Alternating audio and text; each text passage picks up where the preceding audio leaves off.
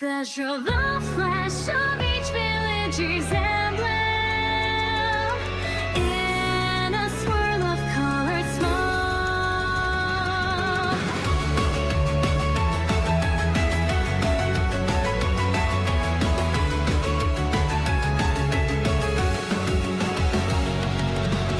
From the mist of the morning sun, a shadow breaks the day. A boy with the heart of a frog, leaping into fate. He carries dreams, not just his own, but for every ninja who's ever known. That strength is found in unity, the fire inside the legacy. With every bond they rise above, in every clash they fight for love. 'Cause Shinobi spirit never fall. Fox and tiger hear the call. Dragon flames and monkey swings, wings of penguins, mighty things. Pandas roar and wisdom rise underneath the stormy skies. Against the fangs of evil's bite, together they ignite the light. Shinobi spirit burns so bright.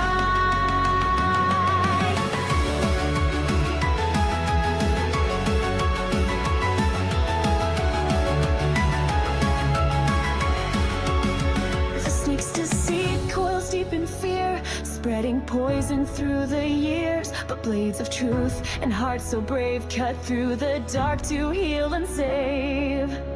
They were strangers once from far off lands, now they fight with joy in hands. Every scroll, every trial draws them closer every mile. Their shinobi spirits stand as one. The battle's fierce but never done. Villages rise, no one's alone. Together they've made the world their own. When legends clash and darkness nears, their hearts will wipe away the tears. United blades, they shine so bright. Shinobi spirit, fight for life.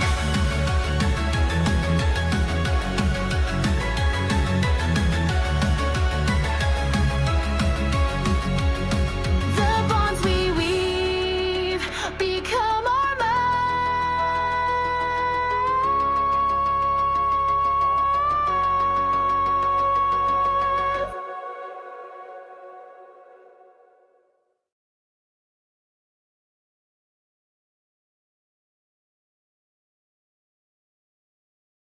So turning questions to laughter, Rudy's style brings out the cheer.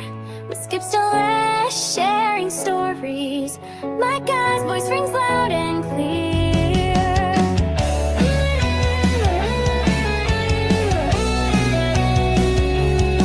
From beach hails to dubbing sessions, youthful energy in each confession. Behind the scenes, the fun unfolds.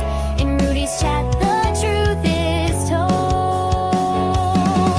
Oh, believe it, the tales they spin of ninja paths and battles within.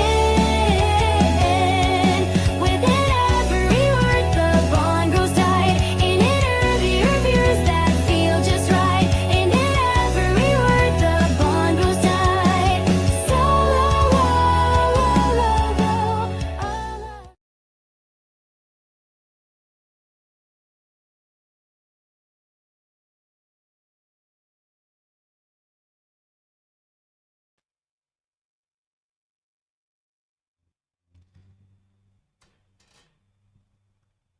What's up, everybody? Welcome to the Big Rudy Show. I'm your host, Big Rudy. So today we're gonna have a special guest, and so far waiting for my guest to come. So how everybody doing so far during the weekend?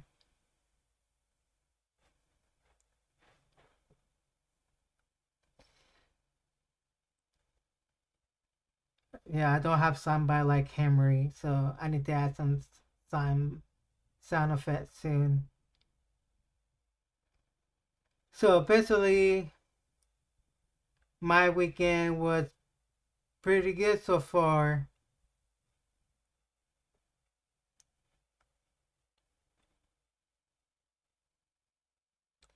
And so far, just waiting for my special guest to come. So I want to ask, did everybody see the new Superman movie beside me and other people?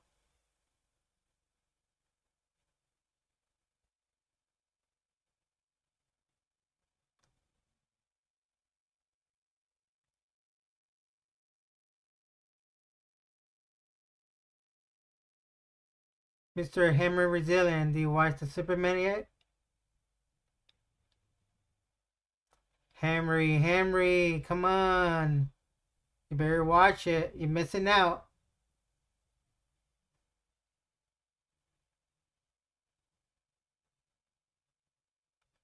Is it kid friendly? Well, basically, there's some. It's PG-13, but I don't know. You can handle some couple language. I want to say the B word and the Green Lantern uses power given the bird. So I think it's not kid friendly. But if you want to take on some girl on a date, or you or your older family members, it'd be a great.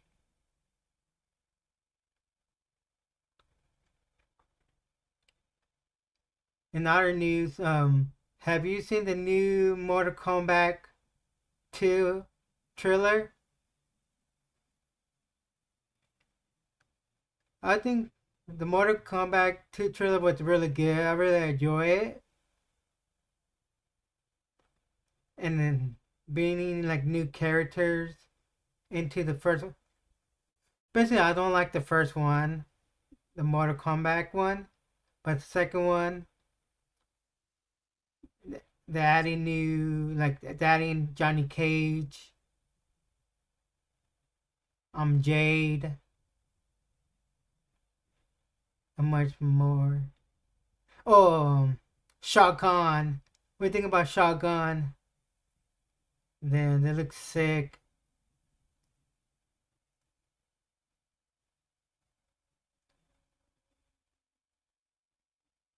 So yeah.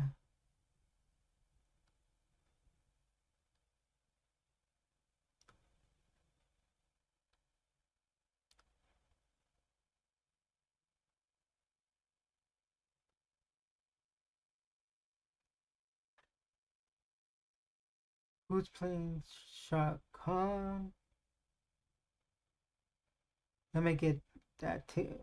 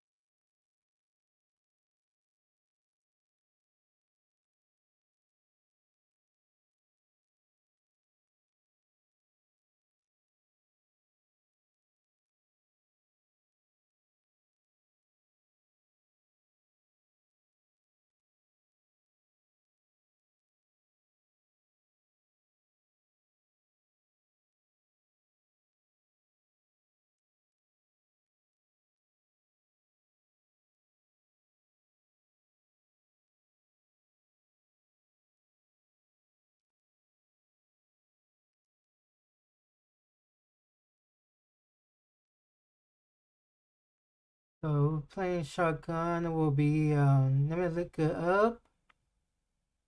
Let me I don't know, I cannot pronounce her name, but there's something new.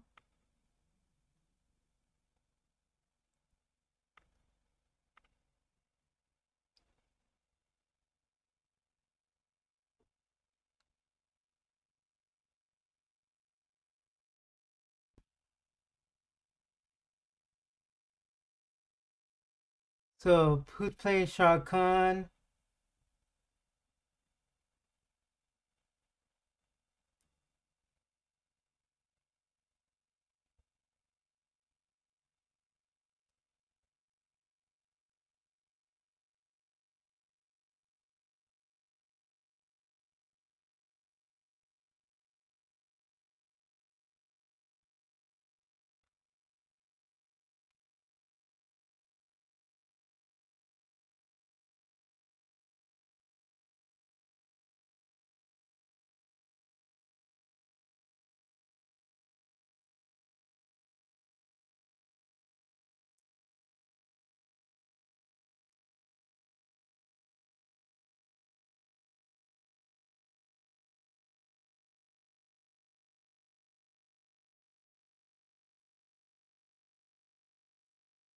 So as you know, who played Luke Kane? He was in the Power Ranger 2017.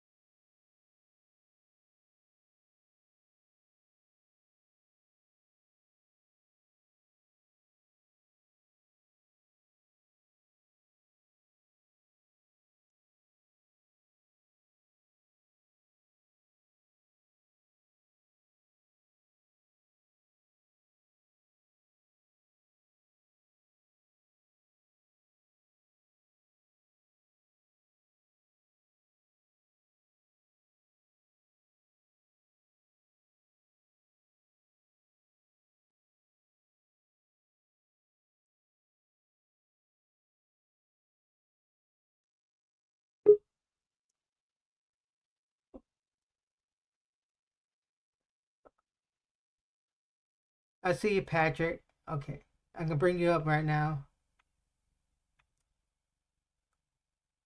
So my guest has arrived. So I'm gonna do a quick introduction. So this person I met 2 years ago from the Henry Court when Henry did a live stream. And also I met him in person at Power Morphicon. He's an amazing cosplayer. And I'm going to show this amazing video he did of last year at Power Morphicon.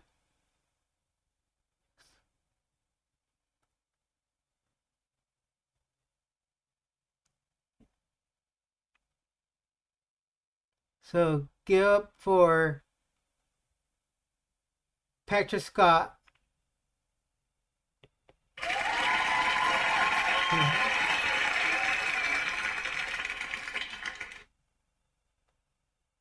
Can you hear me or can you?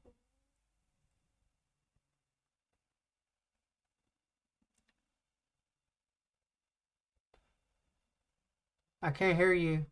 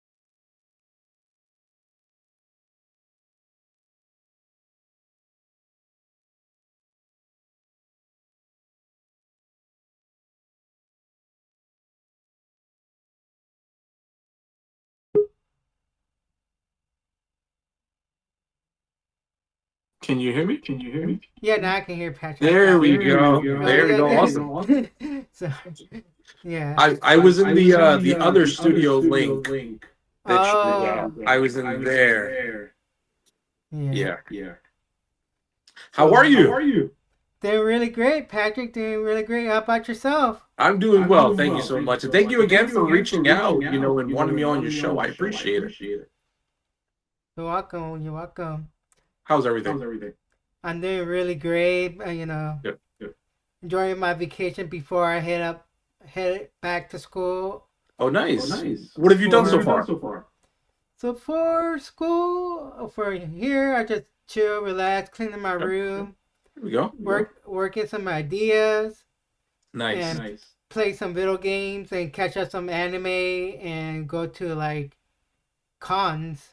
Oh, very nice. Listen, you need as much, you having that rest and that mental reset is just as important, even if you're just like lounging around and recouping before you go back to school, because I can imagine how stressful going back to school must be. What are you taking up? Yeah. I went to anime Riverside. No, what are you taking up in school? School. Right now I'm taking early child education. Very nice. So this is gonna be my last year I graduate to get my bachelor degree. Very nice. Congratulations. So right now working my 2 classes. Then spring semester I had to take my internship, my last internship class. Very nice. And one more so I can work in the field. That's awesome. I wish you the best of luck with that. Absolutely. I wish you the best, and I hope it's worth all the time invested into it, and it leads you to a very happy road ahead. Thank you very much. And let's get to the topic. Yeah. Hi everyone in the chat. In case you guys don't know, I'm Patrick Skye.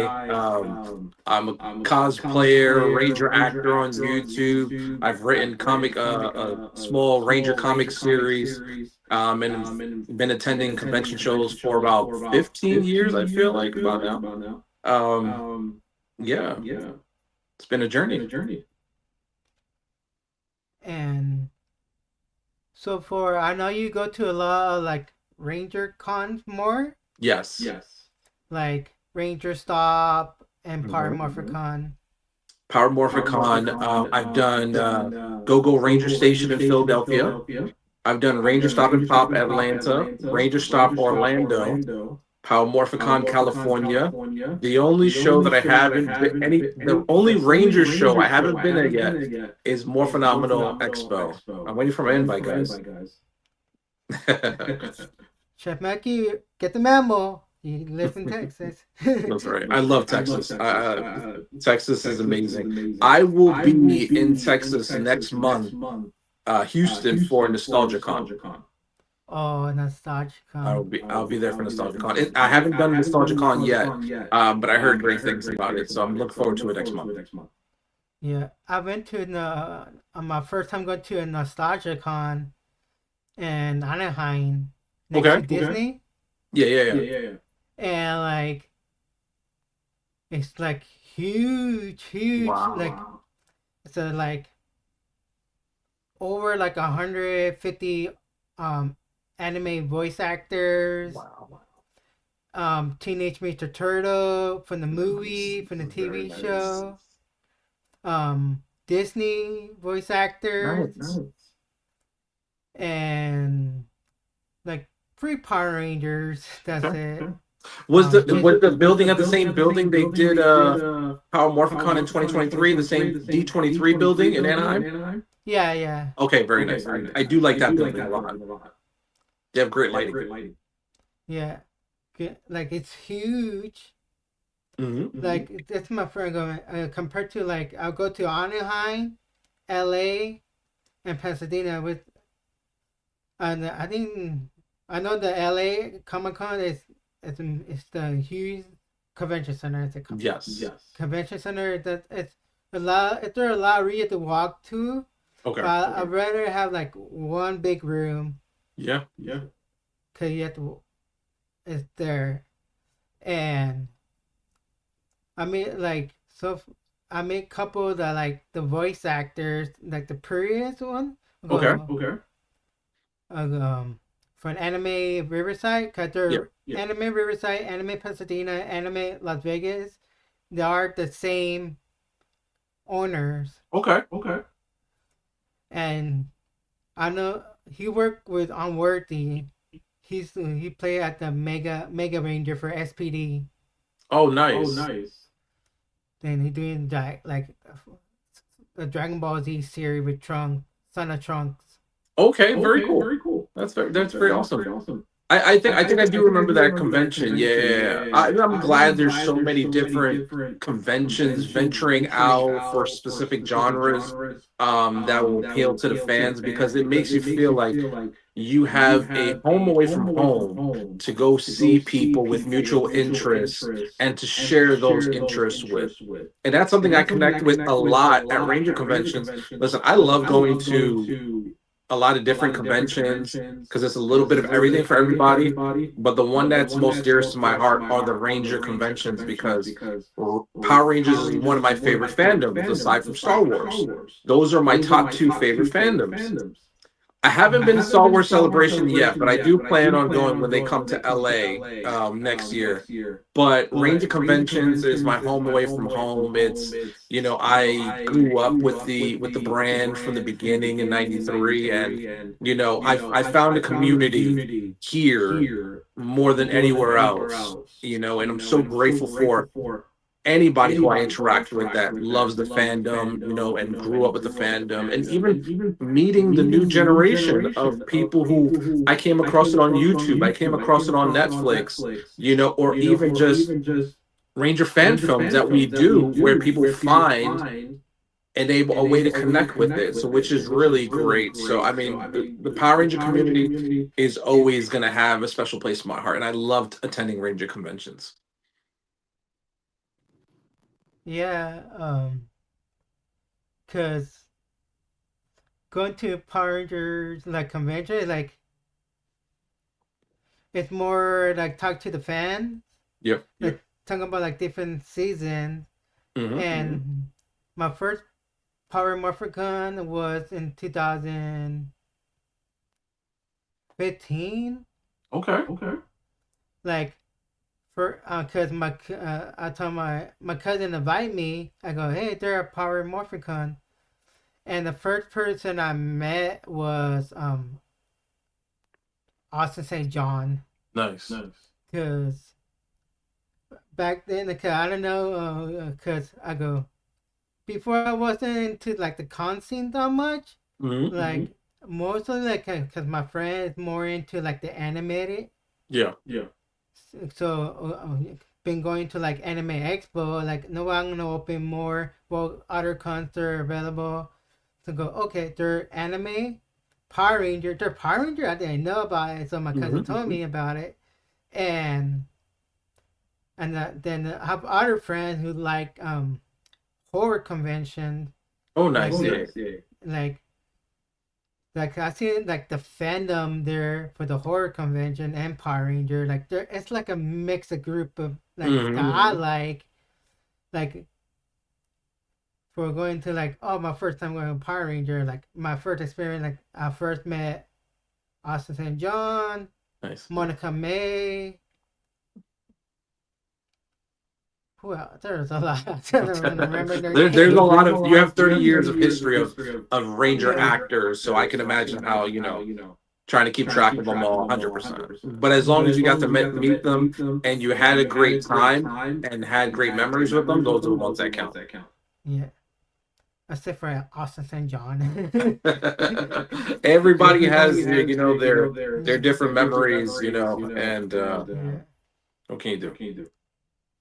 Oh yeah, it was SPD Blues. I know his name, but his name is play as Skye. And Okay. SPD Red Jack. I don't know his real name, but I know about the First name is character. Brandon. Yeah, his last name escapes me, but I remember him because he played a LA crime boss in one of my favorite shows called The Rookie, and which is great, and he plays such a great role in that show.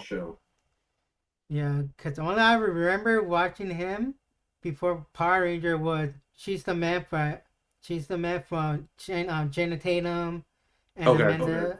You know, like the soccer thing. Yeah. Yeah, that's the first. Hey, I go. Then I go back watch it. I go, hey, it's the guy from the Red Ranger for Power Ranger. Like so weird, like how like voice actors are like the former Power Rangers. Yeah. Like Johnny Young Botch, he's doing like a lot of anime stuff. Johnny Young is like the king of English dubbed anime. I feel like you can't come across not one anime where he's not voicing a character in there, which is great. I mean, because he does an amazing job bringing these characters to life. It's just after over the years, Johnny's voice. So it's like no matter what character it is, it's like I know that voice, and that's Johnny Young, which is great. Yeah. Then time for not Justin Fun, the other guy. The Quantum Ranger. Cause he did like video game voice acting too. Yes, he did the voiceover for Virgil in Devil May Cry. Yeah. Mm-hmm. The last game. Like, yeah, and I love Devil May Cry. Oh man, it's such a great game. Such a great series. Game series, then Johnny Young Bot did the anime series. Yeah. So that's a more like into the con. Yeah. And so far, as you growing up, what's your first con? Do you ever went to like a first con at like younger age or more older?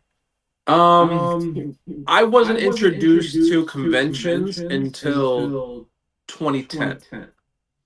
Before that, I love dressing up during Halloween. Halloween is my favorite holiday, and I loved dressing up. Going to trick or treating growing up. And as I grew older, towards high school, there were those Halloween parades in the city. So I would dress up for that, and we would go tour the city in costumes with friends. And one day I had heard like, hey, they're having a convention at the Javits Center in New York Comic Con, and I was like, oh. So my first cosplay that I ever wore was Green Arrow from Smallville. I was a big Smallville fan. Can you still hear me? Yeah. All right, perfect. I absolutely loved Smallville. I grew up with Smallville, and the first costume I wore to New York Comic Con was Green Arrow from Smallville, which I absolutely loved. It was such a great.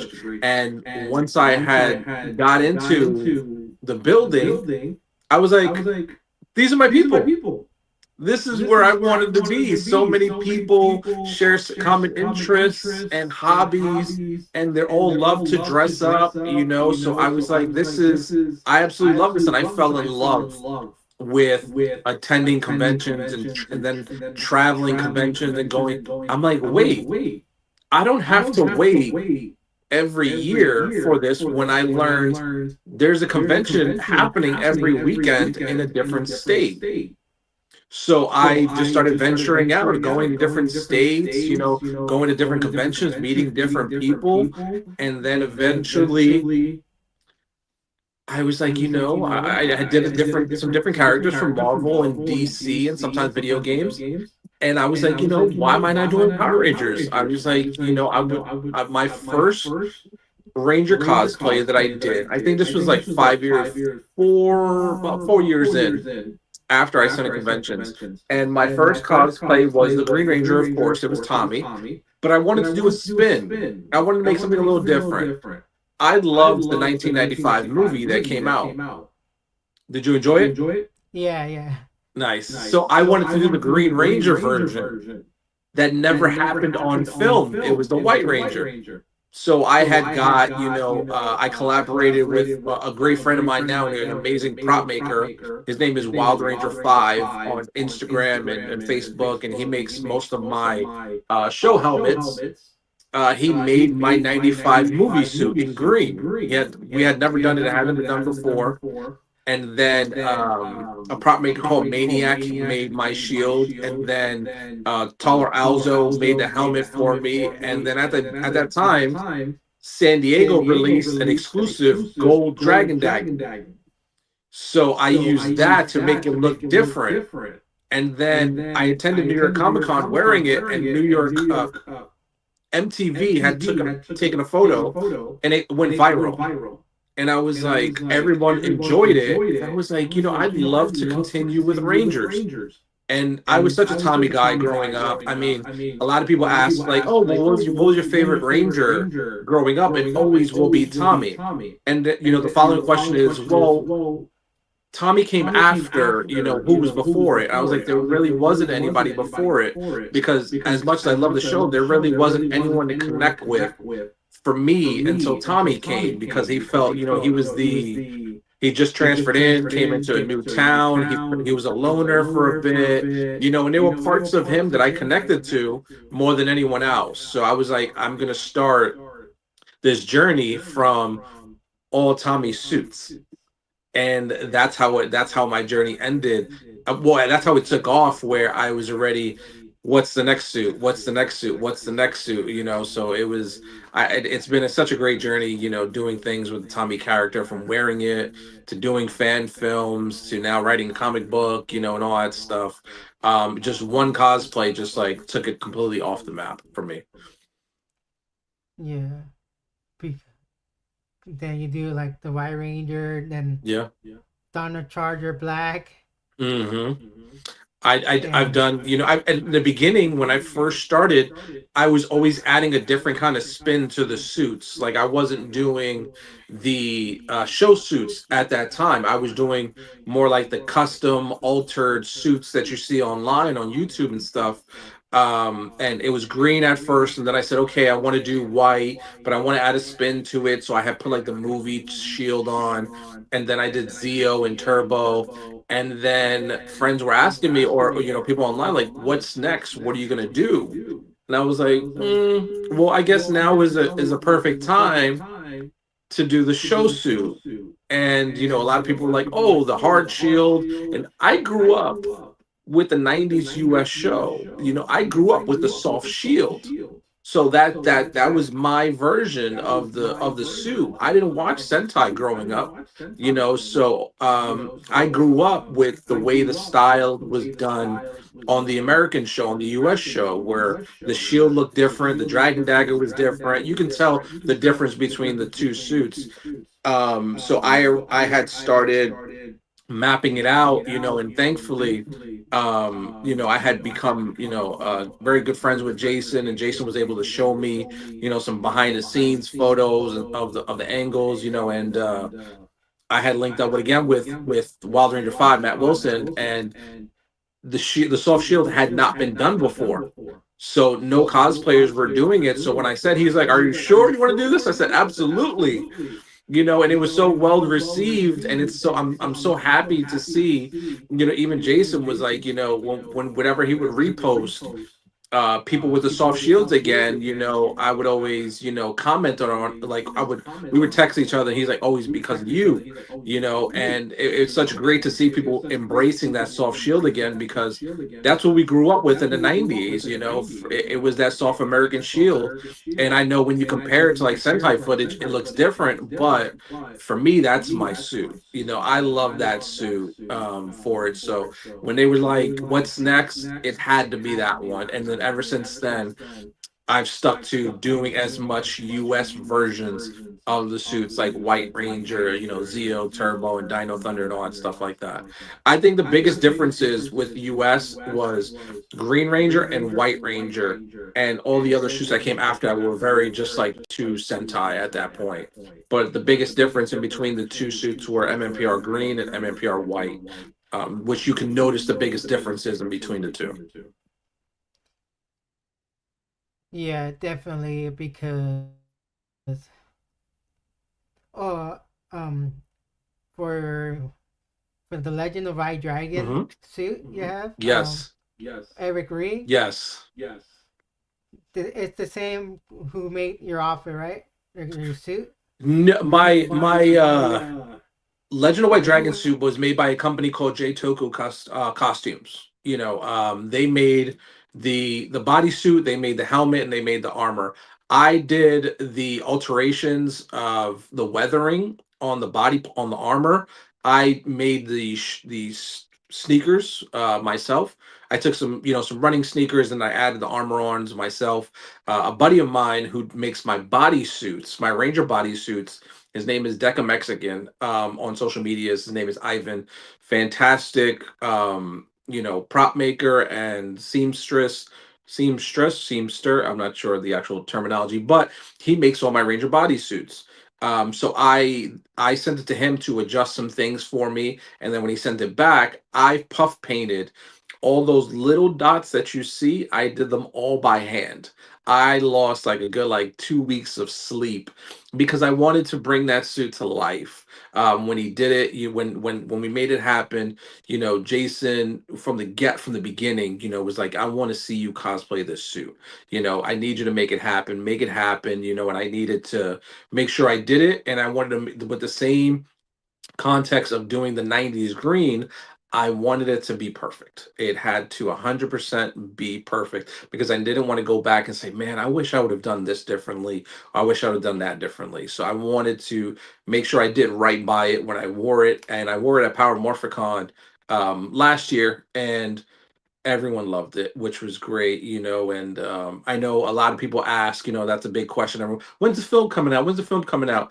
Unfortunately, you guys can follow the social media pages and ask those questions over there. But for me, everything that I do it to honor someone who is near and dear to me, someone who's a close friend and who is like a brother to me. I do it to, keep his candle and his spirit and his memory alive.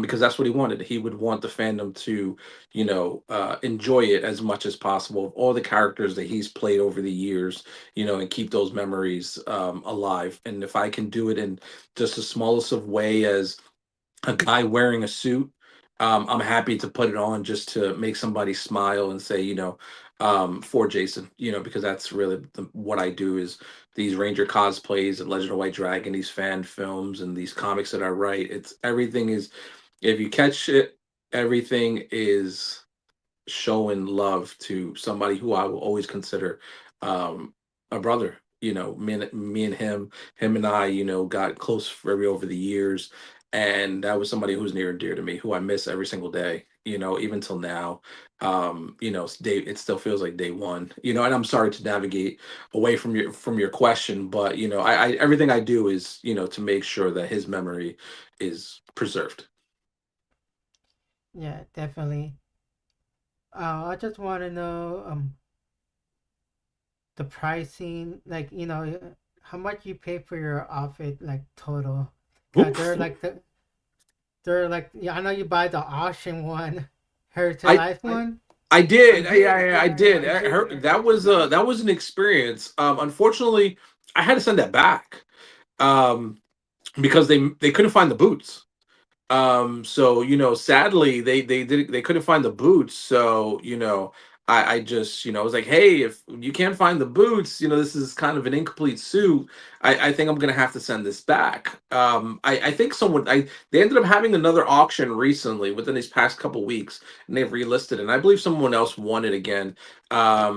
I hope they enjoy it. It's sad, that I didn't get my suit complete, in that it got to a point where I had to send it back. I got to see the suit. It was absolutely amazing. I could see the memories that are fabricated into it by the little battle damages and the little dents. It has history in these suits. So everyone who got to own it and has it complete, congratulations again. And I wish that you guys hold on to it because there's a lot of memories in there. I believe the suit that I got belonged to the stunt actor. um his name escapes me at the moment, but it was with an M. But it was amazing, getting to actually hold it for a bit. It's discouraging things didn't work out, but I have some personal things, thankfully, some things that I was gifted, to Jason, and for me that kind of memory means more than anything, for it. So, the heritage auctions, there were a lot of stuff. I think there may be a rumor. There may be a third auction. Don't quote me on it, but I think the rumor is there may be one more auction left that may be coming out. Did you win anything? No, too much money. Is there anything that you would have wanted if you could? I would get the White Ranger outfit, the White Tiger outfit. Very nice. I did see that on there. Yeah. Cause I have Saba. Nice. You have the legacy one, the talking one? um, I think I don't know which one, but I buy at Toys R Us, Okay. and it was like when Toys R Us went going out of business, Yes. and I paid like $60 for it. It was such a sad day to see Toys R Us close down. But a lot of people did come up during those going out of business sales, where the $60 was a great price for Saba. I think it was like above 100 at that point, maybe 120 or something like that. To get it for $60 is amazing. Yeah. That's like, cause I used to cosplay. Okay.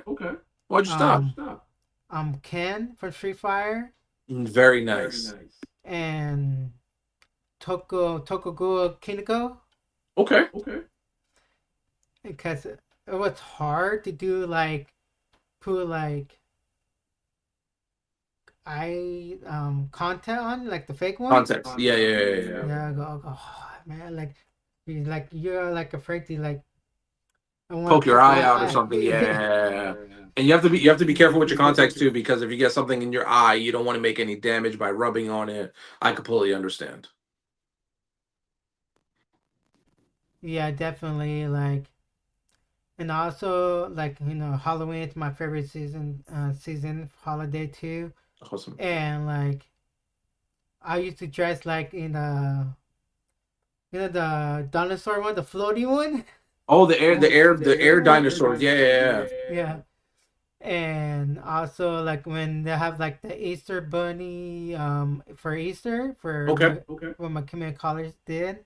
Nice. I go, who wanna be the Easter bunny? You know what? I will wear it. There you go. Since volunteer and like yeah, great. Well, maybe at a next convention or a future convention, we'll see you suited up again. Definitely like I need to find like an outfit to, because sometimes I look at online, Hmm.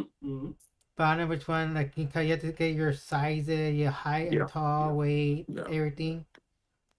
I'm a size large, Okay.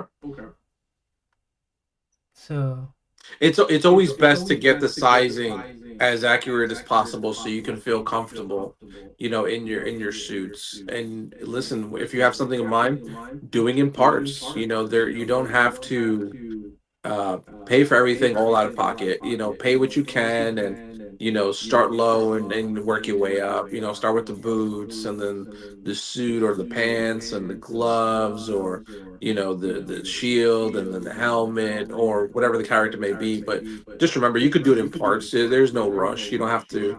Unless you have it, and then if you don't, it's okay to pay in parts, as you go for what you can afford. And a lot of great budget cosplays do come out great too. mm, all right. Thank for the information, Of course. and also what's next? And I also, Oh, and if anybody's curious about, where do I get my Ranger suits, parts, helmet, shield, body suits, boots, and all stuff like that. On each one of my pictures, in the caption, I'll always credit the prop makers of everything that I'm wearing in the suit. So always take a look at the captions, and then you'll see, who my helmet maker is, my suit maker, my boots, my props, all that stuff like that, and just click their page, and it automatically will take you to their page for you to check out their work.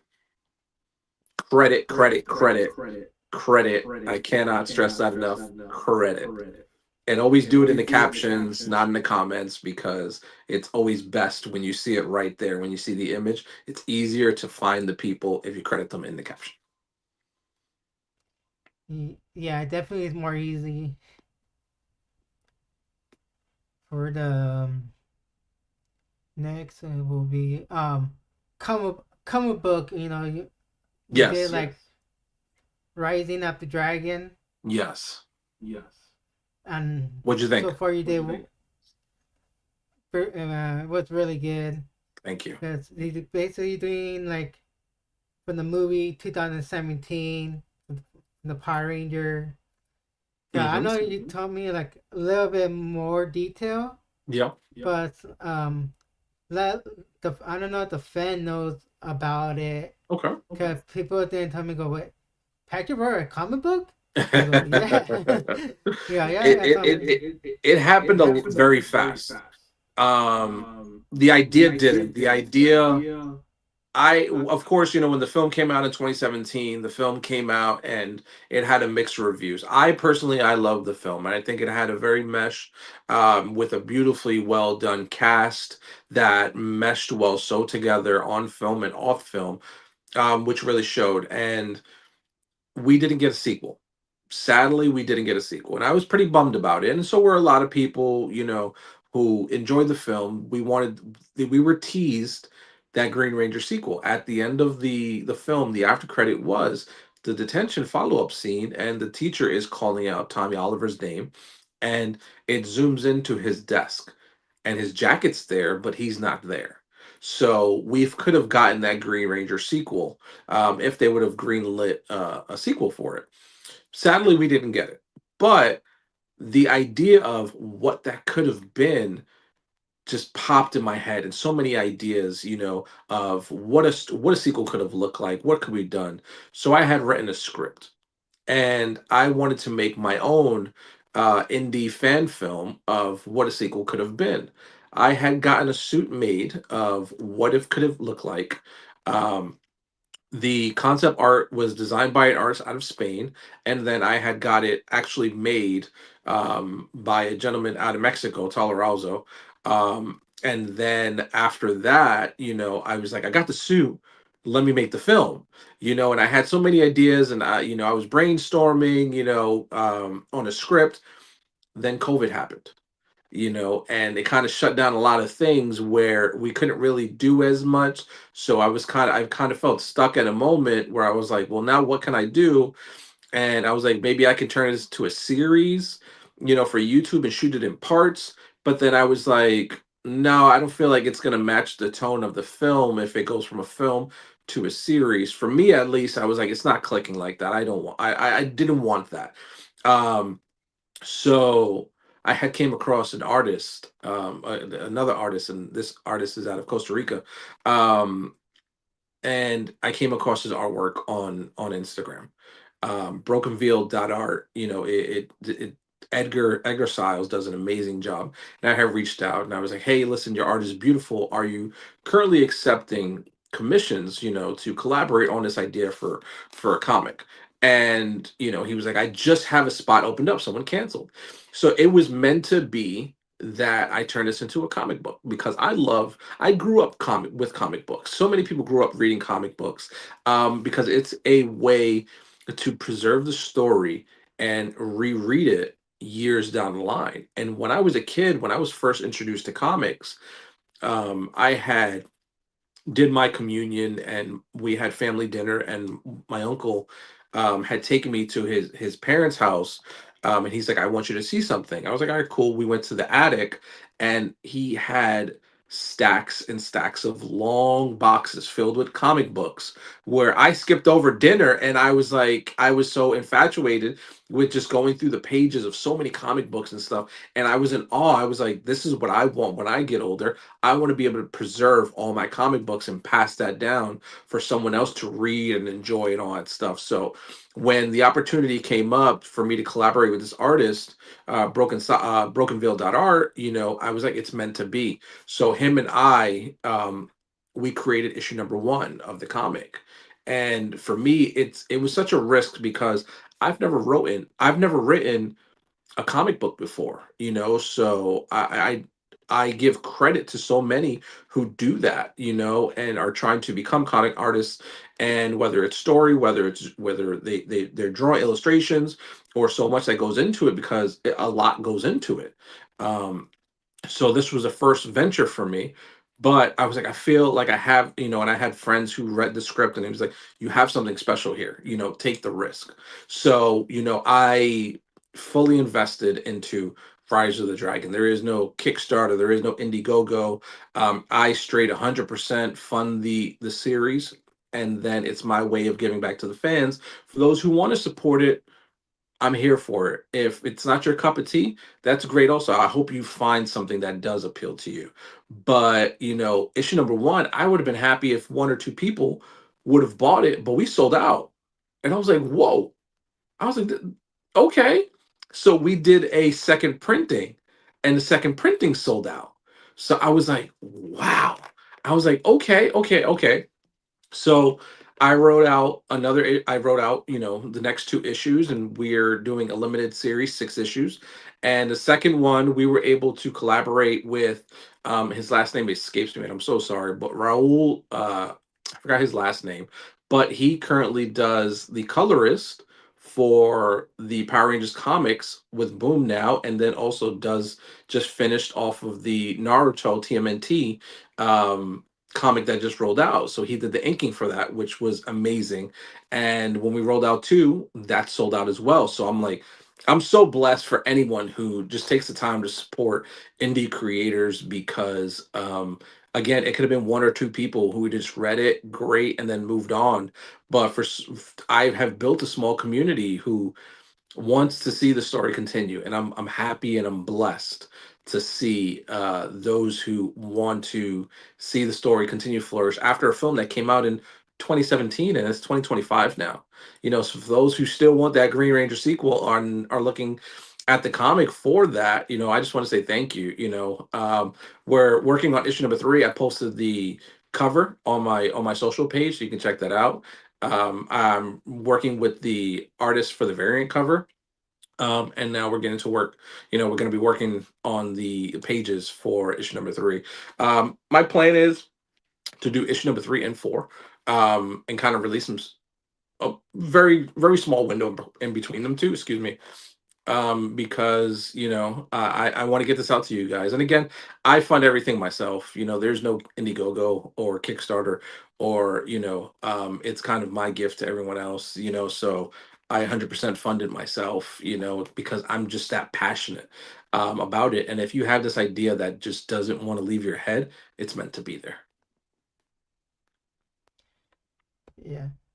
I want to know how long is deposit how long deposit go to, like, each one take you like a year to do it, or The issue number one took us about maybe like 6 7 months, because it was the first time, I had found an artist and then the colorist. And then once that, then the pages get sent over to the person who puts the dialogue in there and does, the bubble work and the action sequences and writes in the dialogue.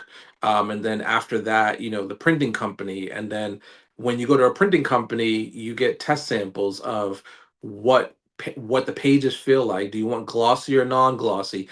How does this color pop out on these pages? And you do a comparison.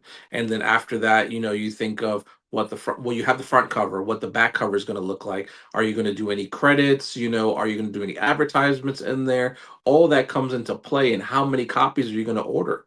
How many are people? How much do you think the window is of people that maybe have interest in them for it? So all that comes into play. So it kind of shifts hands a lot before it comes back to you.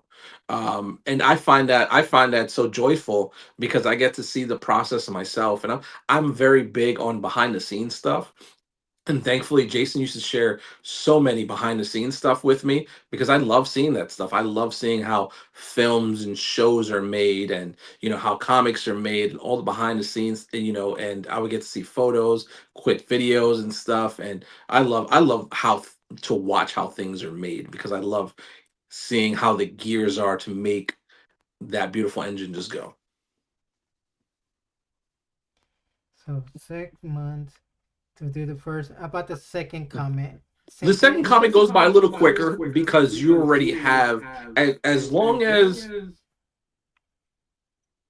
everyone from the first works fluidly, and you've adjusted to any errors that you feel that went along the way, the future issues will work out a little smoothly because now you've established a printing company. Now you establish if this person is going to be the person who is going to draw the pages, and this person's going to color the pages. I like this person's shading over this person, or how this person draws facial expressions compared to another person, or how this person is putting the words on the pages. Are they really aligning with how the character is being written?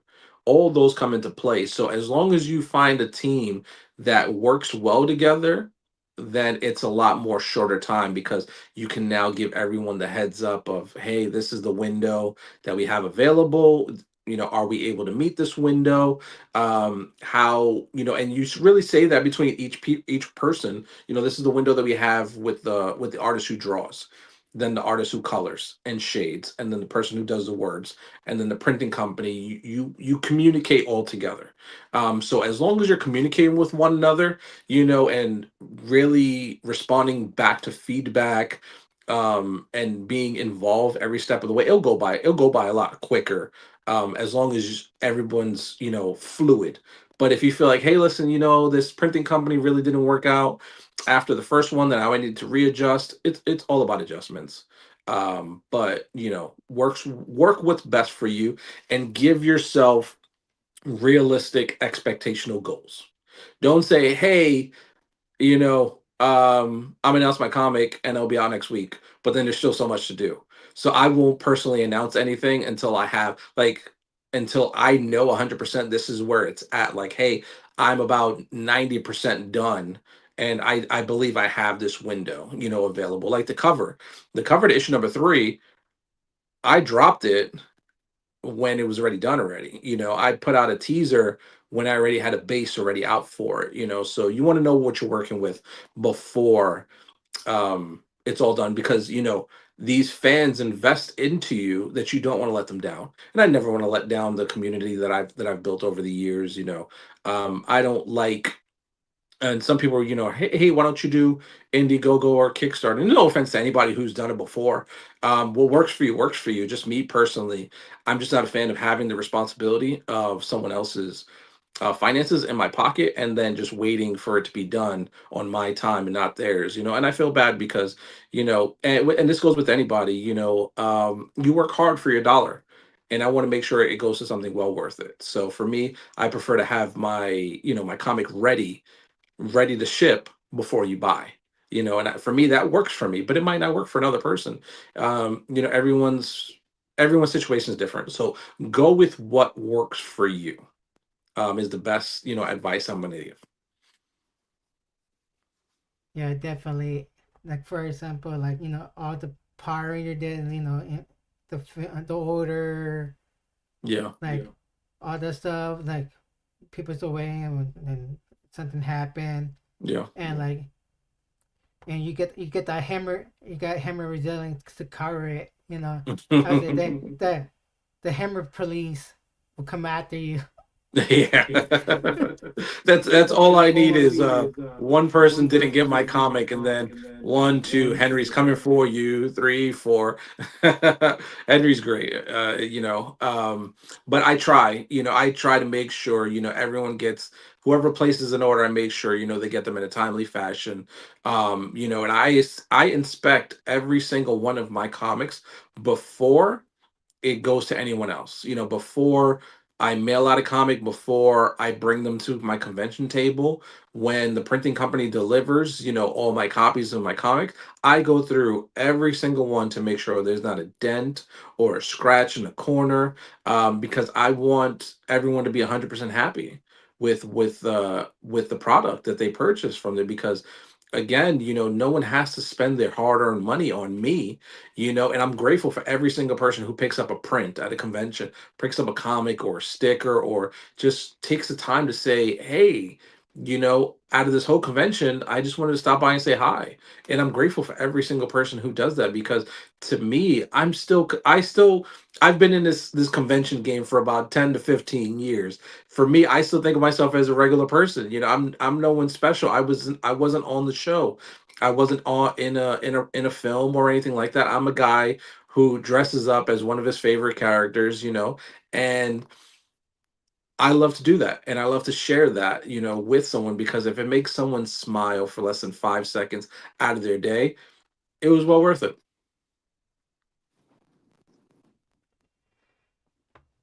For the what is the estimate you spend in your for just give me a number how much you pay in your pocket. I want to For say how what? much you for your comment. Like you have to pay for the For artist. Like my estimate. comic, Yeah. you really get different prices. I don't want to give you a specific number, because one artist can give you one price, but another artist Yeah. can give you another price. So I wouldn't want to say, hey, to get a drawn, 12 page, 13 page story on issue number one, it's going to be XYZ amount of dollars, because Yeah. every artist has their worth. And I wouldn't want to offend an artist with a standard pricing, because one can charge me one price, but someone else can say another price. So it really varies. But what I invest in the artist, I invest in the colorist, I invest in the person who puts in, the wordings on the page, I invest in the printing company. So that right there are four people that I have to invest in to get to bring this idea to life. It's not just me who wrote a story, and then it's credit to me. I'm the last person on this list that takes the credit, because I'm just the person with the idea. I wrote the script, yeah, great, but now all these other artists in their ways are working to bring their ideas to life, whether it's drawing it, whether it's getting the right expressions to what I mean in the script, to how the wording is comparing to what is being spoken, is the coloring really matching the setting tone of the story, Does daylight work? Does nighttime work? How the shading on the faces when they mean a certain way or they're in a certain mood. All that comes into play. So for me, I'm the bottom of the barrel. I'm the guy with just a plan, but everyone else means so much more than what I do. So whatever their asking price is, I don't question it because they know their worth, and I would never want to insult anybody by questioning it because I believe in their product. If I'm hitting you up, if I'm messaging you, that means I've already seen your work already. So whatever number you tell me, I'm gonna know it's worth it because I've already checked what you can do from your socials and all that stuff and your resume on your work that you post online. I already know your worth already. So if you say this is what I'm worth, this is how much it'll cost, I'm like, okay, great. And if it's not for you, be realistic with yourself. Don't agree to something that you know you can't afford, and then you might be stuck with a project that might be unfinished or may take X amount of time where because you can't. It's okay to be reasonable with your budget. That's how it is, not just for comic, but for fan films. Be reasonable. Give yourself a healthy budget on what you think that you can accomplish between filming, between the suits, between the props, between your staff, your team, making sure everyone's time is valuable, and the visual effects, what's going to go into it, all that other stuff, morphing sequences, and the if you include weapons, the sparks and all that stuff like that. You have to make sure that you take all that into consideration, because it's a machine wise. So be realistic for it. Don't say, hey, this is going to be 10K, and you aim for 10K, but your pockets, you could only afford about like 2 or 3K. Be realistic with it because for me, I think home videos, like when I see and including things that I've done that I've been a part of, um if you're honest with your budgets, and your whole team and all that stuff is like, hey, this is what we can do. I think it comes out so much more cleaner and it comes out so much more better because you get to see the passion of what went into it. Like, I can only build a house, but I only have a few nails and a hammer. So I can't build a big house, but realistically, I can build you a tree house. But I'm going to promise you that this is what I can do, but it's going to be the most amazing treehouse that you see because of the passion and what I can do with it and what I have to work with. I can't promise you a mansion, but I can promise you a treehouse with what I have available to work with. But I'm going to make it the best treehouse that I can do. I hope that answered Oh it. yeah, that was really good. Yeah, that's a good answer response because this person want so much A and Z. Like for example, I like to give example. Okay, Yeah. this person worth like I want $500 for this comic book, 500 for this artist, and I paying this artist $500, and this artist charged me $200. Like Mhm. best versus quality. Yeah. Like, 'cause I have a friend do art, and also I have another friend do like tattoo. Do you want good or you want bad? Do you Exactly. tattoo? And that's a perfect reference. That's a perfect reference. It's how your tattoos. You have to invest in them. And I have a few tattoos, and and I'm of course I'm looking to get more. And you invest in the artist, and what you get, what you pay for is what you get. You can't ask for a full sleeve with $100. Yeah, definitely. Cause from like right now, like this I'm doing, like I'm planning to do like a comic book, Okay. and I want to do like a beginning, middle, and ending. Okay. Is it Power Ranger And related? no, it's not pirate related. Okay. It's more like characters, like cute characters, like Something original. basically, yeah, like Okay. cute. Like if I want to look at like a giraffe and I think about something Yeah. and like turn into like a character that I want to do, like okay, that's really good. Cause I was more like into the anime Nice. fan, Yeah. and a lot of my friends are into like anime. Okay. and I show like couple people from Henry Court, like I give them I have a PowerPoint like this is my brainstorming idea. Right.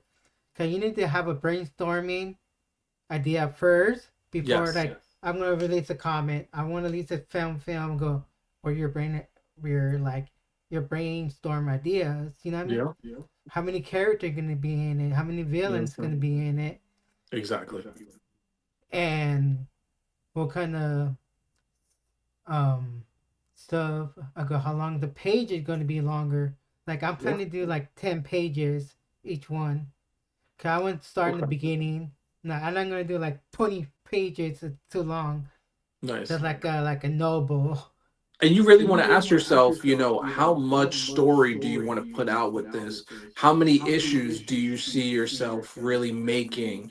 Because one thing that you don't want to do is you don't want to build a story and then you come out with like 3, 4 issues and then you kind of it dies out after that. Give yourself a realistic expectation of I can I think this is worth 6 issues. I think this is a 4 issue story and commit to it. Don't say, hey, this is an ongoing, it's gonna be 10 issues or 20 issues, or I'm gonna ride this till the wheels fall off, and then you fall off with your story. You want to keep it captivating as much as possible, in a realistic way where make a story, make a summary. Here, how many characters are involved, and start asking yourself how further can this story go, and give yourself a realistic expectation of issue 1, 2, 3, or 4, or however this goes.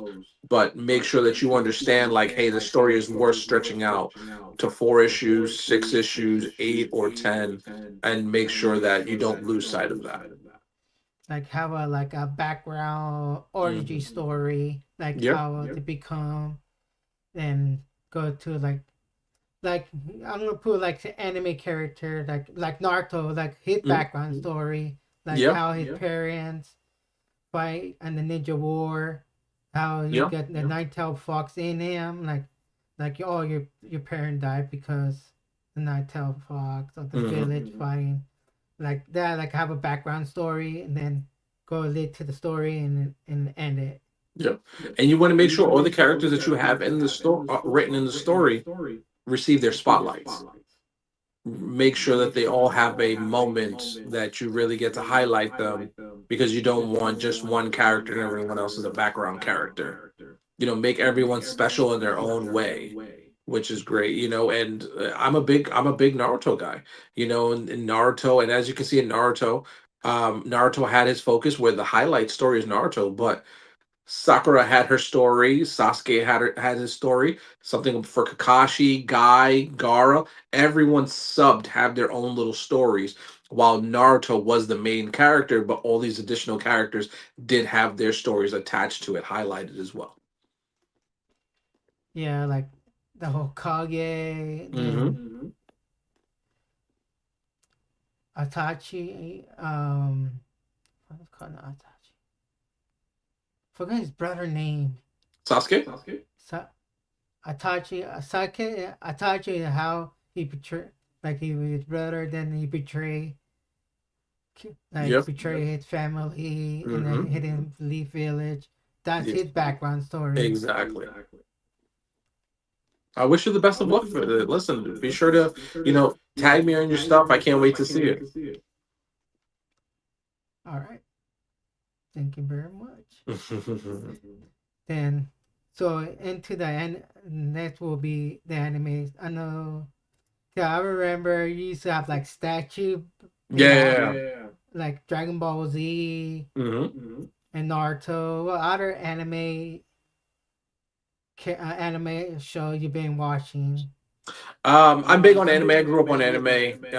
It was something that me and my brothers, we kind of, it was like a shared interest growing up. And I grew up, with Dragon Ball Z. I grew up with, Naruto, Death Note. I've watched My Hero Academia, Hunter x Hunter. And Ronin Warriors, and there's so many that I've watched over the years that I'm still a big anime guy now too, and a lot of statues that you've seen in the backgrounds whenever I've done lives before and stuff like that. Those are things that I've um, collected over the years, of Dragon Ball, Naruto. Who else do I have up there? I have Digimon up there. I have characters from Naruto up there.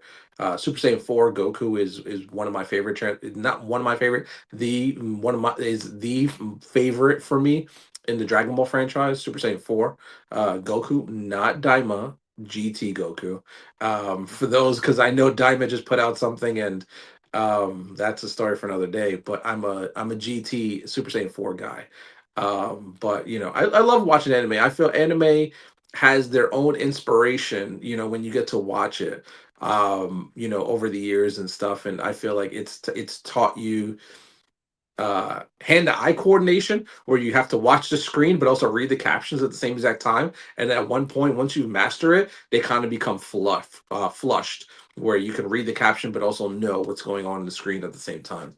I'm a big anime guy. My last tattoo on my forearm was Naruto as Hokage, with the Hokage mountain behind it, and now I'm working on a Super Saiyan 4 tattoo. And then after that, I'm probably gonna do either Shikamaru, or I'm gonna do Gear 5 One Piece. Yeah, cause I've tattoos and like I've decided like the Flash, Okay. comic and reverse Flash fighting. I'm a big Nice. Flash guy, and this arm is like memory like my parents and my Mm, dog. So oh, this is like dedicated to them, my condolences. and like I want to add more stuff later on. Nice. And One so tattoo at a for time. so I have a friend who do tattoos, so Nice. I'd see him. How He many do you have usually now? I have my arm like half sleeve, Okay. one on my lower arm, and full in my arm, the other Very leg, nice. and one on my leg. Oh, nice. But yeah, I had to see cause my friend used to live here, Hmm. South Cali, but now he Okay. live in North Cali. Oh, nice. So he have his own shop here, but he have people watch over it. He's like a businessman. Very So cool. so I need to hit up going over there up north. 'Cause I've been North Cali before once, but I will Okay. go back again. Mm, 'Cause I went to very like cool. the Japanese village Oh, there. nice. So a lot of Chinatown there too Oh, that's for awesome. rush hour. Is that where you And were born and raised? I'm born in South Cali, Okay. and so far that's it. Have you watched any like? Oh, so who's your favorite character from the Naruto? Naruto himself. Kakashi is my second favorite character, but Naruto, I strongly relate to. He was such a, he was a character who was dealt with a bad hand in life, and lost his parents, and the village that he grew up in shunned him away, while dealing and learning to deal with, this demon fox who was placed inside of him, at such a young age, really right out of birth. And he had to live with that while also kind of growing up homeless, in a sense. And he didn't really have any friends growing up, and the village that shunned him away was the same village where he grew up wanting to protect no matter what. And he ended up growing up to be the Hokage of the village, so I think there's a lot to learn from there, overcoming challenges in life and never giving up. And that was his ninja way. And look at everything that he's accomplished with so little he had to work with growing up. So Naruto is my favorite character out of that series. Yeah, What about yours? Sakamaru. Oh, nice, nice. Okay. He's great. What a drag. What? I wish I was a clown. Okay, I met the voice actor. Oh, nice. Like I met like Naruto play as Molly. Okay. Cause she was, cause I remember her. She was the Drew Carey show back in the Oh, got it. days. And Takashi Yes. Rock, I met Rock Lee. Okay. His real name is Brandon. Okay. He did the voice Digimon TK, Oh, like the nice. new version. I love Digimon. I was a Digimon over Pokemon guy growing up when I was a kid. I thought the Man, transformations were so much more cooler. I mean, no offense to anybody who's a Pokemon fan. I watched the films and I watched the show. I collected the cards, and all that stuff. But I just thought the transformations on Digimon were so much more cooler. War Greymon is my favorite Digimon. I just think he looks incredible. can I like Digimon too? Also, cause you can go back to the like the old form. Yeah, yeah, exactly. Yep. Then Pokemon is like, oh, you're involved, you're involved. You can't go back. Once you evolve, yeah, you can't go back at all. For Naruto, the And only voice act I've only met the voice actor for Naruto, Male Flanagan. I've only met her. I haven't met anybody else. But in NostalgiaCon, next month is going to be the first time where all seven Hokages are going to be together. So I'm looking forward to that. yeah, man, they're really nice people. Yeah. I met my guy Okay. Skip Stillrat, Yes. awesome guy, Nice. super nice, chill, That's awesome. and like I was like, he's really like he care about his fans. Very good. Very cool. Those are the best kind of interactions when you go to conventions and the actual guest is excited to see you and talk to you because fans travel from near and far to come see you, so they only hope to get the best interaction as possible. Because when they go home, they may say, "Hey, I got these prints or whatever, or they're selling at the table." But the first thing they'll always put is the memory that they got with the guest. They took up time out of their day to talk to me. It felt like they were in tune when we were talking. So having those type of memories, those are the best memories that stay with you. Definitely, because it was. Cause I did an interview with him. Nice. Like I was kind of nervous. I go, 'cause, some people say turn down yes or no. But I go, yeah.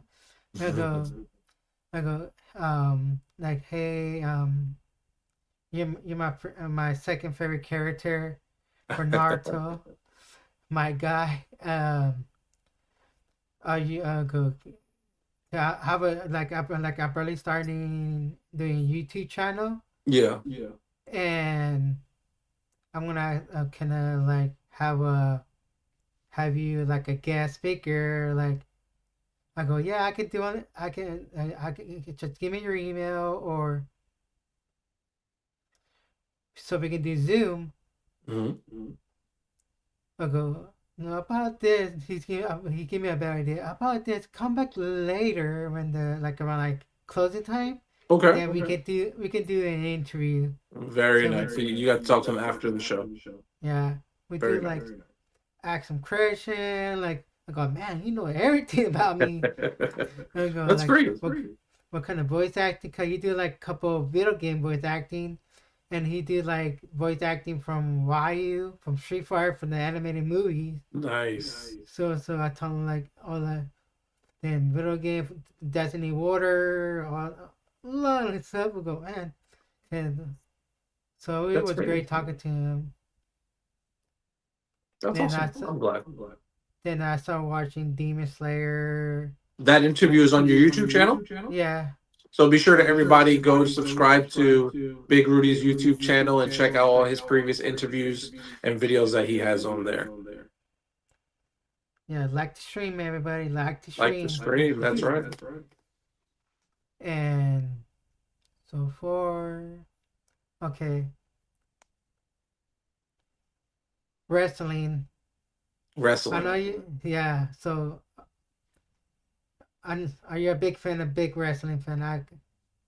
Yeah, yeah, I'm a big fan. I grew up, my brothers and I, that was kind of like our quality time together aside from like anime, like wrestling was. My older brother, was a big wrestling guy, and that was our quality time to grow up watching wrestling. And now I have, these past years, very close friends of mine who are also big wrestling fans, and we'll whenever there's a local, AEW show or WWE, Monday Night Raw or SmackDown that comes by local, we'll all get together, and we'll go watch these shows live in person and stuff. There's a lot going on with wrestling and trying to toggle between all these wrestling foundations that are going on. I feel like there's like so many companies now with New Japan, AEW, WWE. There's so much that there you begin to ask yourself, is there too much wrestling going on? But I now these days I kind of highlight what's going on with AEW, but more so I'm more in tune of everything that's happening with WWE now, and John Cena's real, his last tour, and how that's going to impact SummerSlam now. And um now that spoilers, if anybody didn't watch, Roman Reigns coming back now, and for it, so I'm excited to see what's to come. Yeah, cause growing up as a kid, I also like me and my two brothers. We love pro wrestling. We growing up, that like we have combined together, Okay. and like I still this day I still watch it, Hmm. and my older brother still watch it, but my older brother did not watch it. Nice. Okay, no worries. Some people, they kind of grow out of certain things, um I still my older brother still watches, like he catches the highlights. He doesn't watch it as actively. Where I'm kind of the same way. The pay-per-views I'll watch, and I'll try to catch Raw or SmackDown as much as possible. But I watch the pay-per-views as they roll out. And especially now, you can catch them on the streaming apps. It makes it more easier for you to watch them on the go in case you're out and about. Randy Orton is my favorite wrestler. I got to put that out now. I love Randy Orton. His Viper days were classics. And he's one of my favorite wrestlers. Mm. Like my favorite wrestler is like I don't even want to compare to WWE or AEW wrestlers. Uh-huh. Cause WWE is Randy Orton. About AEW, Yeah. Who's your favorite wrestler from AEW? Um, uh, what's his name? He just went out. Um, it's not John Moxley. It's Adam Cole. Adam Adam Cole is made it. Cole. Yeah, Adam exactly. Cole. Adam Cole, baby. Boom, boom. Who's your favorite AEW? Adam Cole. Adam Cole, nice. I met him. I met him twice. Okay, very cool. Cause he would do. He was in NXT. So Yes. we were like look. So he went to NXT. First, I want to say Cody Rhodes. Thanks to Mhm. him, cause I never heard anything about New Japan Pro Wrestling. So when he left WWE, he went to New Japan Pro Wrestling, some Yes. other Indian wrestling show. He go New Japan Pro Wrestling. I Hmm. never met because the Young Bucks. Cause Young Buck is SoCal, Oh yeah. and so the Young Buck lived like 30 minutes away from me. Oh wow. Do you watch TNA at all? Yeah, Joe Hendricks. That's my guy. and Young Buck, Kenny Omega, like all the new people from AEW. So first would be Adam Cole, second would be Darby Allin, second. Okay. From WWE, it will Yeah. be CM Punk. or I segment. really love that CM Punk is back. I know when he came out to John Cena's music recently, to Thugonomics, I know a lot of people wanted his pipe bomb too, but he was like, I came up with something better. He was like, I'll never be able to, create that pipe bomb segment again. But coming out of Thugonomics was absolutely amazing. Yeah.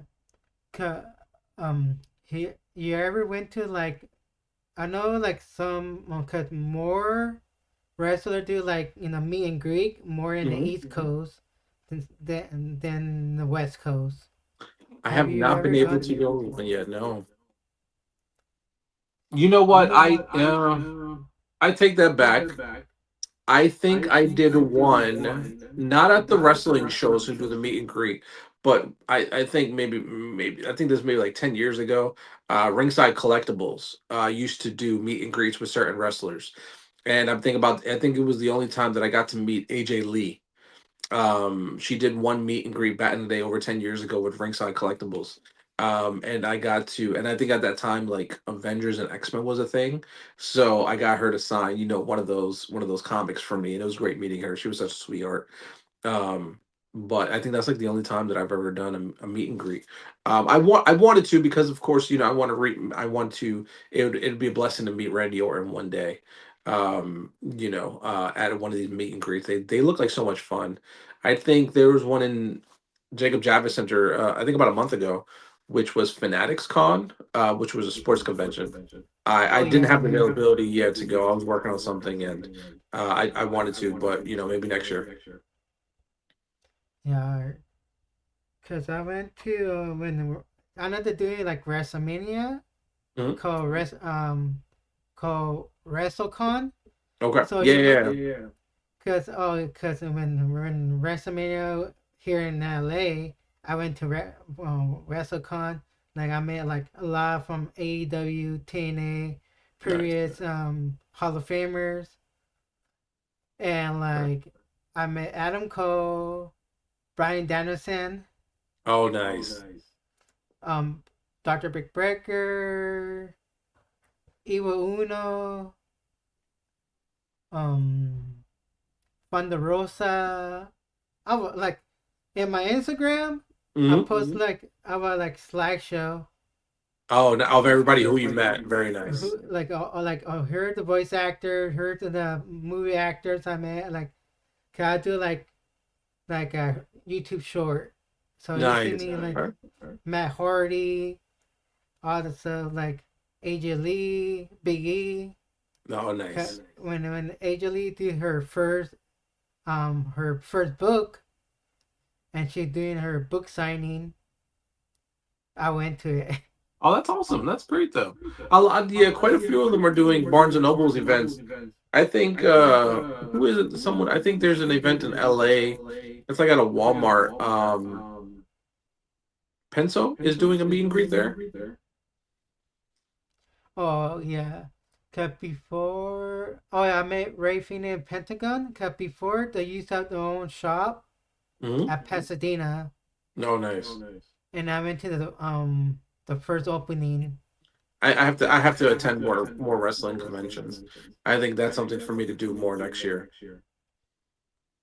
Yeah. Then I plan cause in LA area they only have two wrestling stores there, Okay.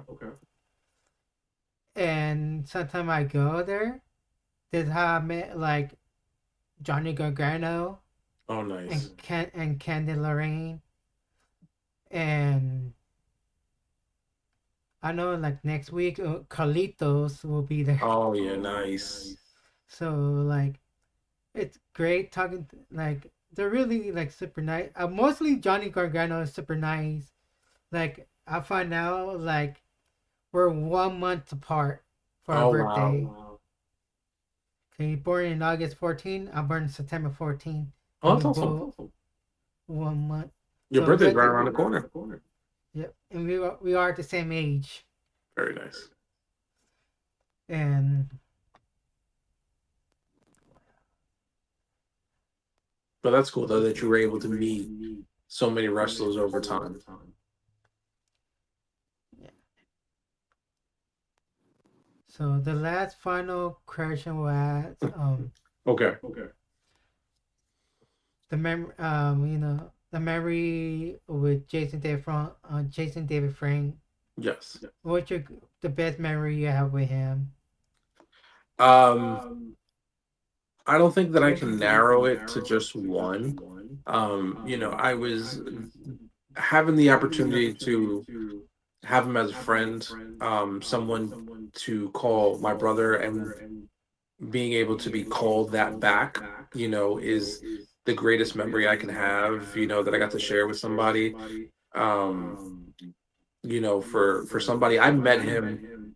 Originally, we had met back in 2013 at a convention show, and at 2014 is where kind of we started getting familiar with each other, and he started taking notice of me, through social medias and stuff, and we linked up, at a convention, and it was kind of like, who, this guy intrigues me, and we became close over time, hey, come to this convention, and the same opportunity where, I got to meet Francis as well, who's family to me. Um, Over time, our bond started getting tighter and tighter, and where we talk to each other like every other day, or random, 2, 3 o'clock in the morning, we would random text messages, or we would do on these on iPhone, we would do like these emoji messages where you pick an animal face, and when you talk, it kind of talks like an animal. He would do, the dragon, of course, and he would be like at 2 or 3 o'clock in the morning, there'd be a random message with like those emojis. I'm a dragon. I'm like, brother, don't you sleep? Like, or like random thoughts or ideas that you have, like, hey, what do you think about this? Stuff like that, and every day I had with him was a memory, and it was somebody, who, not because of who he was, the characters that he portrayed, but because the soul that I got to connect to over the years, and to be able to go from strangers to, friends to call each other brother, and mean it. And every time we ended text messages, or calls, we would tell each other, we would love each other as a reminder, for it. It's every memory. I can never throw away any of the memories that I have with him. I still go through photos and videos, or every day I'm coming across something random, of when did we take that photo, or, a video that I didn't realize I had, or I still listen to voice notes, of him to, and he's somebody who meant the world to me. And I was in this world is a little dimmer, um, without his light in it, and I had the opportunity to get to know this man on a deeper level, as a person, and someone who, to me, I never saw, when you see somebody and you've seen someone portray a role for so long, you see the character. For me, it was never Tommy Oliver. For me, it was always Jason David Frank. That was always, Jason to me, or, I would say Jace, and that I would always connect to him for it, not for the characters that he's portrayed. Um, but, every memory, really, and there are things that I have around my house that, that I have to honor him, and things that, even he's gifted me with that are personal, and it's little things that just, I'm always thinking about him every day, you know um and I mean that 1,000%. There's not one day that goes by when I'm not thinking about him. And everything that I do is to keep his memory alive. And I know, he's soaring through the skies, with his loved ones, and he has loved ones down here who truly miss him every single day. And one day, we'll all be reunited again. But I'm gonna do what I can to try to keep his light burning as much as possible, even if it's in the littlest way, as someone who can toss on a suit to make somebody smile, can write a comic and make it in dedication of him, and or to do a fan film and keep his one of his characters going.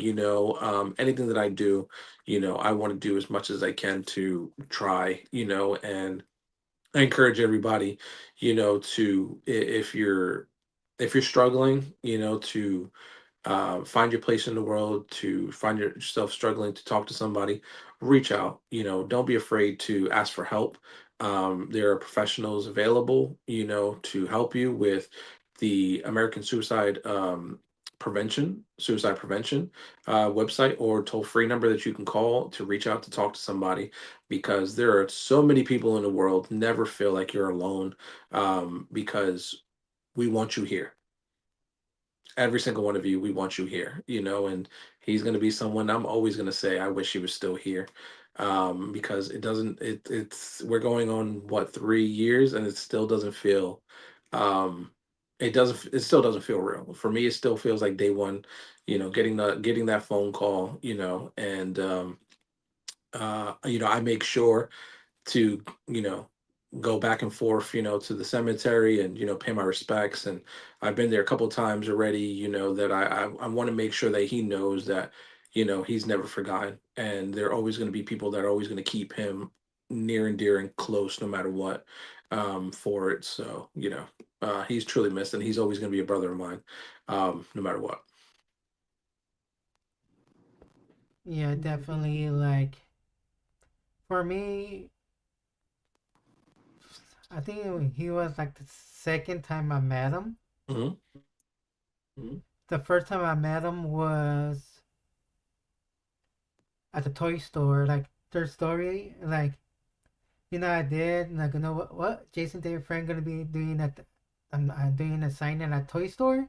It was 2021, Okay. and like back in the day, people used to collect Pokemon cards. So Yeah. like I go, you know what? I got this Charizard. I'm gonna sell it. You know what I mean? So I sell it, get the money, then I use that money to meet Jason David Frank, get his autograph. I go, well, I need this Pokemon, and I'm gonna need it. It's a Charizard, so like, like, no, I'm gonna meet him. So I take him and like use that money to get to his autograph, and like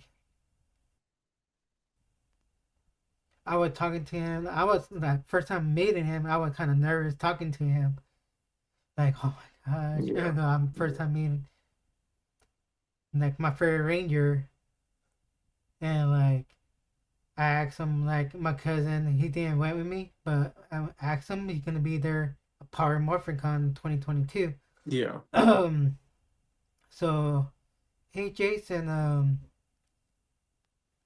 are you gonna be there Power Morphicon? I go, yeah, no, maybe depend on the Legend of White Dragon. At the time he was filming, Yeah. I go, all right. Then a couple months, and they go, Jason David Frank will be a Power Morphicon. Then I call my cousin. Then I go, hey, Jason David Frank gonna be there at Power Morphicon. So we went Very nice. that year. You had a good show. You had a good time. Oh yeah. Good. I'm glad. So we waited for 6 hours in line. Oh yeah, he was, when he started doing conventions. I remember this. He would always say the story of, when he first did New York Comic Con. They didn't want to put his name on the banner. They wanted to put Mighty Morphin Power Rangers, or Power Rangers, or the Green Ranger, and they weren't sure if he was going to draw a line or not. So he would ask like, "Hey, can you guys put my name on there so people know it's me?" They're like, "No." Um, and we're not sure how the turnout's going to be. And when he walked out, he was like, he really didn't see anyone. And one of the guys was like, "No, that's not your line. That's your line." And it was one of the longest lines at the convention, if not the longest line at the convention. And from that point, Jason has always had the longest line at convention shows. He's always, to me, he's Mr. Khan. He always was so grateful for all the fans who took time out of their day to make the trip, to come to the trip, to pay the convention, to come out and support, to take the time out of the day to come see him. That he was always a he was always so energetic And he made sure, because he wanted to make the time worth it, that he would be up on top of the chairs, shouting people's names, going on lives, taking time out of their day to make sure that he gave you his full attention, because he wanted to know how much every single one of you guys meant the world to him. And that's why he did conventions so much, because he loved the fans. He loved seeing the fans and fans staying so committed to his character and everything that he's done, with the Mind Morphin Life, with the Power Rangers, with Legend of White Dragon, these other projects that he's done over the years, and the skydiving and the iFly, and his martial arts and his schools. He was always so grateful for that he always wanted to make sure to give back to his fans. So he always put not just 100 but 110, 120% into his meet and greets and attending conventions, because it showed how many people would wait, like yourself, 6 hours or more in line, that he was always, I'm not leaving until the last fan is there. And there were times where the convention lights were cut off and he was still there signing away, because he never want anyone to feel like, oh, he ran out of time and now he has to come back tomorrow. Oh, wait, I'm not here tomorrow. Now I'm missing out. And all. He was always there till the last fan standing, which was amazing, because the man had a heart of gold. He had a heart of gold, and he always stood committed to his fans, and his fans meant absolutely everything to him. Definitely, cause I went to his line. I Hmm. feel like a good energy, Hmm. spirit around him Yeah, compared to other actors. Like I don't feel no energy. yeah. Like Sometimes you'll get that from different actors where they're kind of tired, or they're not in the zone as they should be, and they'll kind of just sign, "Hi, how are you?" and kind of just send you yeah, off. yeah. Like I could name all like who have good energy. Jamie Kennedy, Okay. Oh, very nice.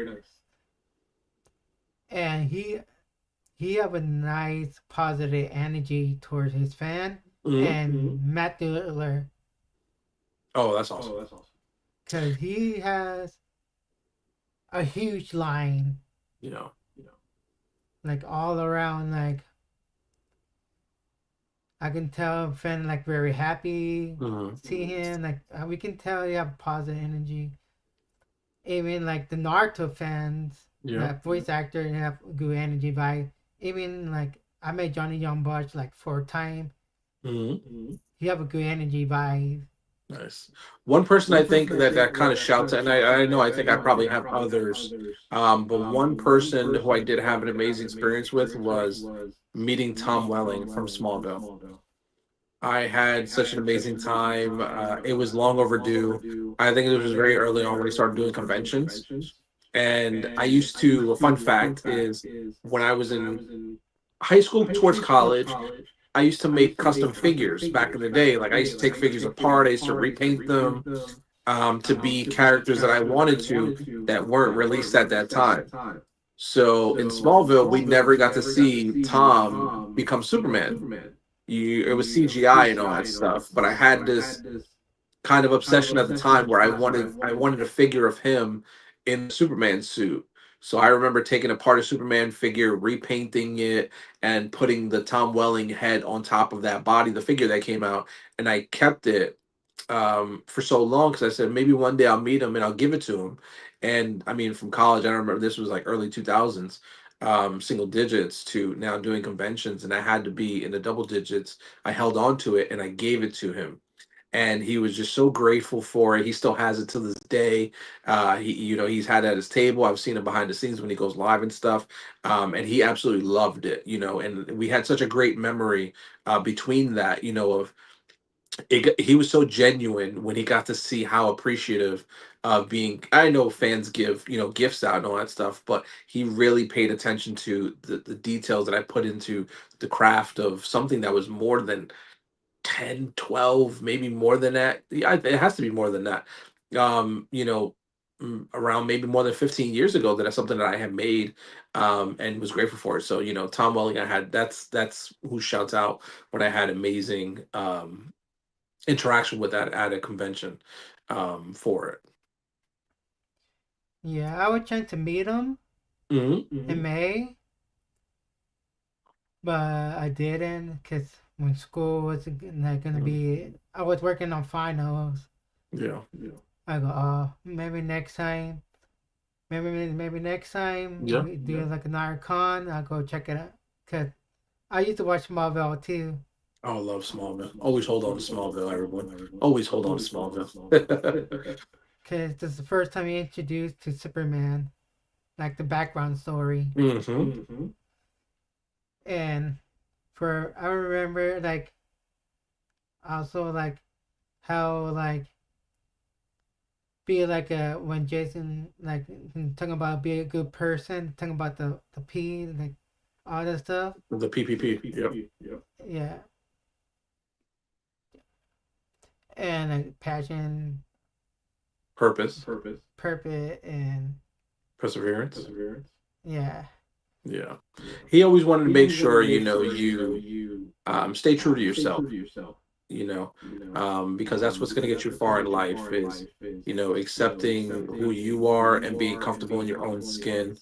And that's who you are. Don't be afraid to, accept, this is me. This is all of me. And if you like it, great. If you don't like it, I wish you the best of luck. yeah, and like I remember when I think last year it was like in school we do like fundraisers Okay. for our club, and like some people don't have enough money to buy like a bag of candy, and like was me and one of my club members. I go, and so some guy just walk in and go, hey, how much for the bag of candy? And like it was a mix, and like $5. I'll go $5. Like let me take out my change. I go, I think I don't have enough. I go, no, don't worry about it, man. I got you. So, and she like one of the club member girl. It's a girl because 95% is all female in my major for Okay. to want to become teacher. So like me and the female, and like I go, she look at me. Are you sure? I go, yeah, I'm sure. That's sweet.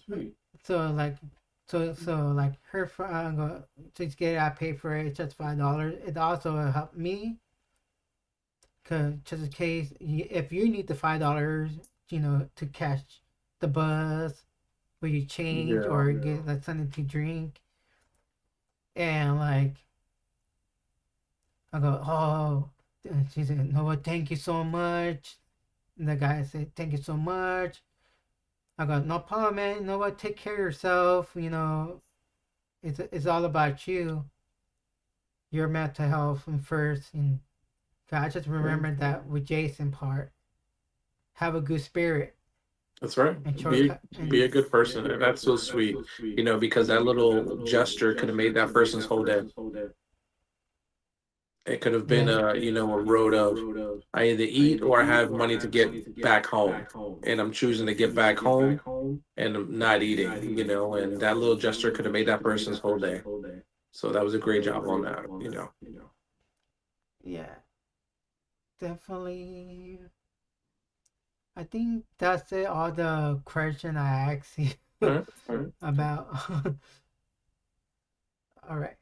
Well, this. Listen, I really appreciate you taking the time, to invite me onto your show. And if you guys are in the comments, be sure to like, comment, and subscribe to Rudy's channel. He's doing a great job with it, and it's an honor, to be interviewed or just come out and hang out with him amongst his other videos of all Naruto characters and wrestlings and wrestlers and all that stuff. So to be able to be in that mix, it means a lot. Thank you again. I appreciate that. And again, be sure to subscribe to Rudy's channel, subscribe to his social media pages, and see what other interviews and content and videos that he has. You attend a lot of conventions. So join him on his journey. It's like you're traveling with him if you follow him.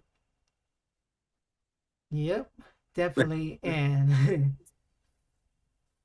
for now, I want to say thank you for your time and honor having you at my being my guest here and YouTube. Great meeting you. Of course. Thank to Henry Court. Of course. You guys are more than welcome if you guys like.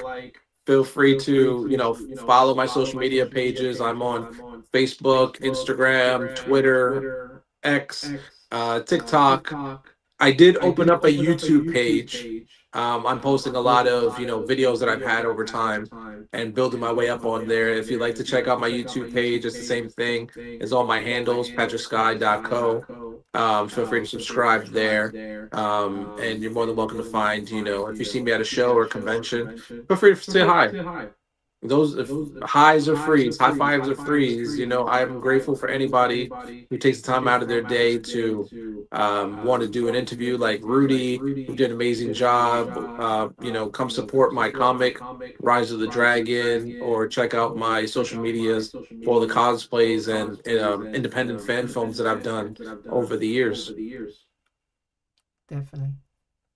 I'm gonna share the last video to you and for the guests. I think you did so I can support your and people can see your channel. Yeah, for free.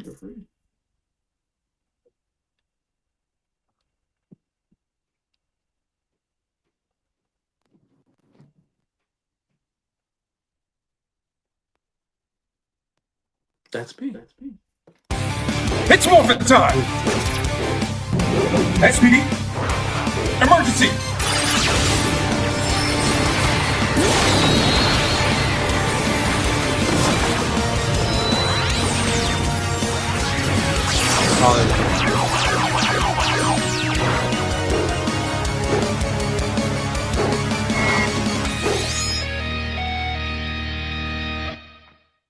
Oh, that was a blast. We did that at Power Morphicon last year, where I wanted to pay respects to Jason and also the characters that he's done as well. So one day I did Eric Reed for White Dragon, and I debuted the White Dragon suit. And the other, I wanted to do a legacy of Tommy, and I've already done all the Tommies already. So I was like, where do I go from there? And JJ, the son of Tommy Oliver and Kat, kind of it shouted out to me. I was like, well, it's not Tommy, but it's Oliver. So I was like, let me do JJ. It was so much fun wearing the SPD suit and then the dragon shield on top of that. It was really a blast wearing that suit. I'm working on an indie story for JJ, and I might have some stuff to do with that. I'm cranking out issue number 2 and issue number 3 and 4 of Rise of the Dragon. But after that, I'm going to play around with some ideas with JJ because people really enjoyed it. So I'm going to revisit it a little down the line for it. So hopefully some JJ Oliver content coming soon. All right. Amazing video, yeah. Thanks. All right. I want to say, remember, people, like and share and comment. And also, I'm going to make each clip in this interview so people can watch it. Awesome. Well, or you're going to wait or stay for watching 2 hours long. So it was a lot of fun, guys. All right. Thank you very much, Patrick. No problem, guys. It's morphin' time. Whoa! All right. All right. Later, guys. Later. Bye.